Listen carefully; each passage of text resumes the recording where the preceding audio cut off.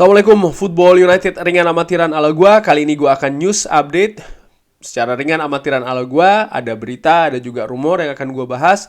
Keputusan akhir akan gua serahkan kembali kepada Sobat Football United. Mau percaya mau enggak silahkan. Oke, kabar pertama dimulai dari dikabarkan oleh, ini ada banyak akun ya, tapi menurut gue ini rumor kalau Manchester United ini telah membuat penawaran 90 juta euro untuk Josko Gvardiol. Manchester City menawar 100 juta plus add-ons, dan Chelsea menawar di harga 90 juta. Menurut gue ini kayaknya rumor ya. Gue percaya ini hanya rumor. Josko Gvardiol tentu saja bersama dengan tim nasional Kroasia di Piala Dunia Qatar tampil luar biasa. Bahkan Kroasia akan bermain di semifinal, punya peluang untuk tampil di final kedua Piala Dunia setelah edisi sebelumnya di Rusia. Tapi apakah harganya setinggi ini, itu gue ragukan. Dan apalagi Manchester United sudah membuat penawaran, itu sangat-sangat gue ragukan. Karena Manchester United prioritasnya sekarang bukan di lini belakang, bukan juga di lini tengah, tapi di lini depan. Bahkan Manchester United dikabarkan di musim dingin, di bursa musim dingin ya, mulai Januari nanti ini akan segera berburu pemain depan yang baru. Dan terkait dengan hal tersebut, menurut transfer.com, ini ada 3 striker atau pemain depan yang sudah didata atau di list ya oleh Manchester United untuk mengganti Cristiano Ronaldo. Ada Gonzalo Ramos, ada Victor Osimhen, dan juga Cody Gakpo. Ini juga menarik menurut gue, di mana 3 nama ini selalu atau sering dikaitkan dengan Manchester United dengan situasi yang berbeda-beda. Victor Osimhen sudah dikaitkan dengan Manchester United mulai musim panas kemarin ya. Terkait dengan pada saat itu Cristiano Ronaldo atau Jorge Mendes sedang mencari solusi dan sempat berbicara dengan Napoli. Napoli nampaknya berminat, hanya saja Manchester United harus mengambil Victor Osimhen dengan harga 100 juta. Nah, kalaupun sekarang dilepas, Victor Osimhen penampilannya sedang sangat bagus bersama dengan Napoli, menjadi pilar Napoli. Dikabarkan juga kalau sang pemain sebenarnya happy di Napoli, sehingga menurut gua Victor Osimhen di bulan Januari harganya akan sangat tinggi. Napoli tentu saja tidak ingin kehilangan pemain pilarnya, sehingga akan memagari dengan harga yang sangat tinggi. Gonzalo Ramos pun juga demikian. Menurut gua Benfica musim lalu kehilangan Darwin Núñez, dijual dengan harga tinggi ke Liverpool. Gonzalo Ramos saat ini menurut gue akan menjadi andalan di lini depan bagi klub, sehingga klub juga akan memagari dengan harga yang tinggi, apalagi untuk dilepas di bulan Januari. Karena menurut gue kompetisi sedang berjalan, tentu saja sama seperti Napoli, Benfica juga tidak ingin kehilangan pemain pilarnya. Nah, untuk Cody Gakpo menurut gue kondisinya dari sisi klub tentu saja juga sama, tidak ingin kehilangan pemain pilarnya, di mana Cody Gakpo juga sampai dengan sejauh ini menjadi pemain utama, pemain vital bagi PSV Eindhoven. Di era divisi sekarang sedang bersaing ketat dengan Feyenoord dan juga Ajax Amsterdam. Tapi situasinya nampaknya berbeda, di mana sang pemain ini ingin pindah ke klub lain ya.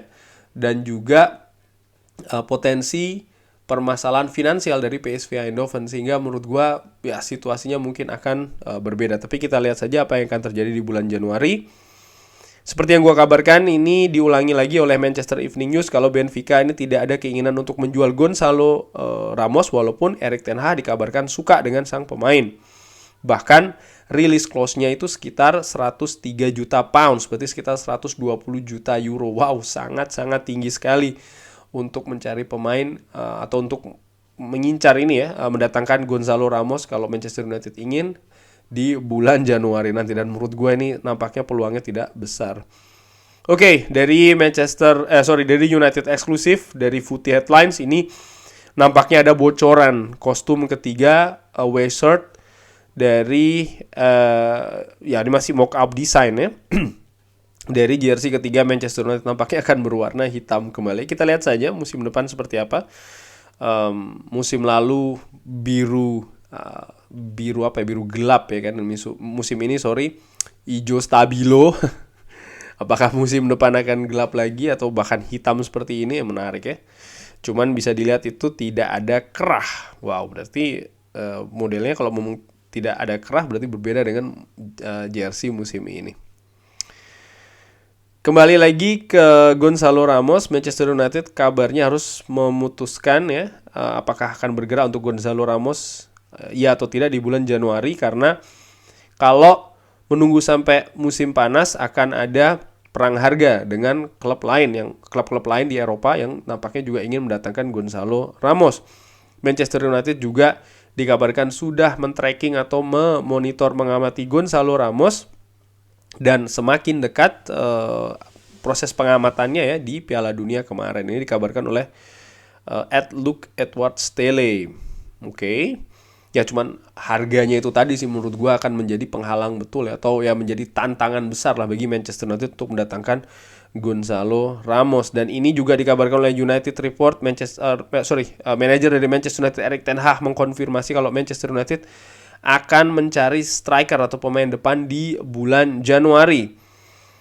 Sumber di Manchester United mengatakan kalau Manchester United tidak akan membayar terlalu tinggi ya, dengan harga mungkin yang gila-gilaan, tidak akan demikian di bulan Januari untuk mencari striker. Tapi yang jelas Manchester United akan mencari striker. Itu poinnya di situ sih menurut gua. Dan Erik ten Hag juga dikabarkan punya kepercayaan diri atau punya dukungan bagi seorang Anthony Martial. Erik ten Hag percaya ya kalau Martial ini akan bermain bagus selama dia fitnya. Memang menurut gue tantangan terbesar dari Anthony Martial adalah bagaimana kondisi fisiknya. Kalau dia bisa artinya dia tidak cedera ya, bisa dimainkan, gue percaya sih dia punya kemampuan yang bagus untuk dimainkan sebagai pemain depan. Hanya saja ya tidak ada kepastian untuk hal tersebut, artinya situasi fisik dari Anthony Martial ini. Dan Manchester United tahun depan mulai bulan Januari kompetisinya akan sangat ketat ya, di kompetisi yang diikuti seperti Liga Inggris, Europa League, dan FA maupun Carabao. Sehingga menurut gue hanya mengandalkan dua orang, Marcus Rashford ataupun Anthony Martial, jelas menurut gue sangat-sangat kurang. Ya untuk Manchester United untuk melakukan pencarian ya untuk pemain depan atau striker di bulan Januari, ada dua kondisi. Nomor satu, itu adalah pemain tentu saja diharapkan akan mengimprove tim atau ya membuat tim lebih baik lagi, dan juga harus bisa diraih dalam arti harganya. Oleh karena itulah dua hal tersebut ini akan menjadi PR besar bagi manajemen bersama dengan Erik ten Hag untuk memburu pemain baru. Artinya dari sisi teknis Erik ten Hag harus bisa mengamati pemain ya, berserta timnya, bukan hanya Erik ten Hag, berserta juga dengan timnya, tim kepelatihan maksud gue, termasuk juga dengan scouting. Kalau pemain yang akan didatangkan akan memberikan impact ya secara cepat kepada tim, dan juga harganya ini bisa dijangkau oleh klub. Dimana musim lalu Manchester United sudah mengeluarkan dana yang sangat besar untuk mendatangkan Anthony, Casemiro, dan juga pemain-pemain lain. Sehingga menurut gue di bulan Januari ini nampaknya budgetnya tidak akan besar-besar banget. Bahkan disebutkan musim panas tahun depan pun juga Manchester United rencananya tidak akan mengeluarkan budget sebesar musim panas kemarin. Dan ya Manchester United tapi butuh mendatangkan pemain depan baru, sehingga ya ini menurut gue harus cerdik dan cermat untuk mendatangkan pemain tersebut. Dari MUFC MPB, dari Mirror dikabarkan Manchester United ingin mendatangkan center back Napoli Kim Min-jae. Manchester United tidak akan menyerah untuk mendapatkannya, dan juga tahu kalau sang pemain ini ingin pindah ke Premier League. Menurut gue sih mungkin ini masih rumor karena Manchester United musim panas ini kan sudah mendatangkan pemain belakang Lisandro Martinez dan juga Tyrell Malacia. Kalaupun akan mendatangkan pemain baru, menurut gue di posisi pemain belakang ya, tidak akan pemain tengah atau back tengah, tapi lebih ke back kanan. Melihat memang back kanan lah yang butuh penambahan pemain baru menurut gue. Untuk back tengah sendiri Manchester United saat ini ada setidaknya 4 nama ya, pemain senior. Ada Harry Maguire, Victor Lindelof, Rafael Varane, dan juga Lisandro Martinez, yang menurut gue di atas kertas ringan amatiran ini sudah cukup bagi Manchester United saat ini ya, dari sisi kedalaman dan juga kualitas. Belum lagi ada pemain muda juga kan di sana yang tentu saja diharapkan bisa berkembang di posisi back tengah. Kalau Manchester United mendatangkan pemain back tengah baru lagi, ya menurut gue dengan amatiran gue melihat itu bukan suatu hal yang realistis. Mungkin kalau kita bermain game sekali lagi punya pemain back tengah dengan kualitas bagus, mungkin 6, 5, 4 pemain itu sudah oke ya, bahkan 7 mungkin kalau bisa.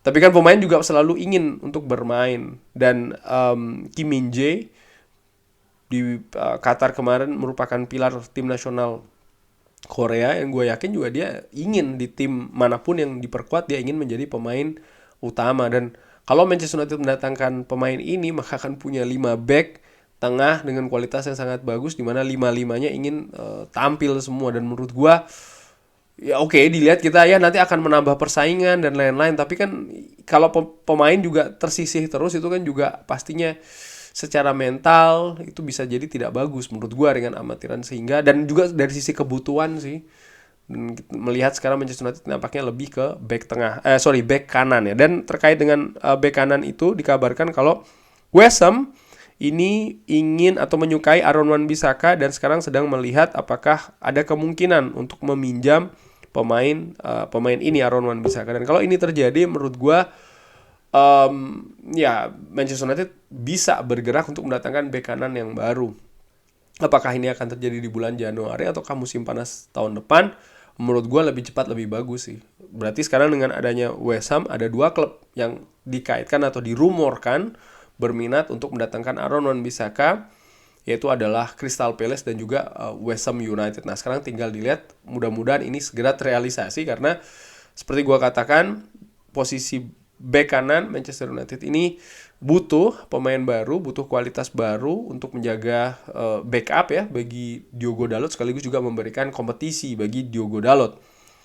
Nah, kalau seandainya ini bisa terjadi di bulan Januari, maka Manchester United juga bisa segera mendatangkan bek kanan baru. Ada beberapa nama tentu saja yang dikaitkan dengan Manchester United, ada Jeremy Frimpong, bahkan musim panas kemarin ada Serginho Dest, ataupun juga nama-nama lain itu sangat mungkin bisa diincar oleh Erik ten Hag untuk melengkapi pemain belakang utamanya posisi bek kanan. Kurang lebih demikian news update kali ini. Bagaimana menurut Sobat Football United? Drop di kolom komen. Terima kasih sudah menyaksikan. Jangan lupa like, subscribe. Assalamualaikum warahmatullahi wabarakatuh.